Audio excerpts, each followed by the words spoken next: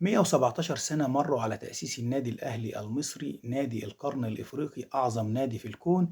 كالعادة الأهلي هو مصدر السعادة لجمهوره، والأهلي ملك الأرقام القياسية، ملك البطولات.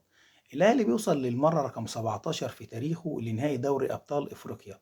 الأهلي 11 مرة بطل، 5 مرات وصيف. الأهلي في آخر 8 نسخ بيوصل للنهائي 7 مرات.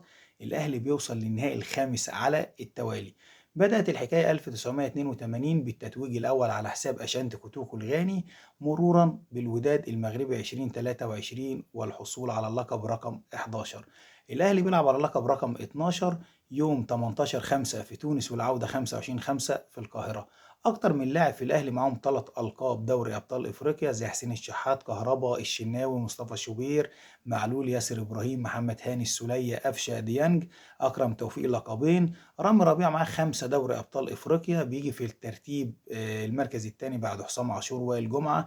معاهم 6 دوري أبطال إفريقيا. بتعجز أندية منافسة أو بتزعم إنها منافسة للنادي الأهلي عن تحقيق 6 دوري أبطال إفريقيا. كل ده منظومة محترمة متكاملة داخل القلعة الحمراء، بقيادة مجلس إدارة محترم بيقوده الكابتن محمود الخطيب أسطورة النادي الأهلي.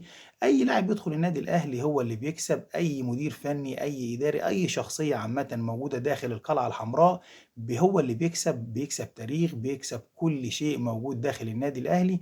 كل الدعم والتوفيق في مقاعدة الترجي التونسي والحصول على اللقب رقم 12، والكأس الأفريقية موجودة في الجزيرة إن شاء الله. مستنيين دعمكم يوم 18 ويوم 25/5 للمارد الأحمر. بالتوفيق إن شاء الله.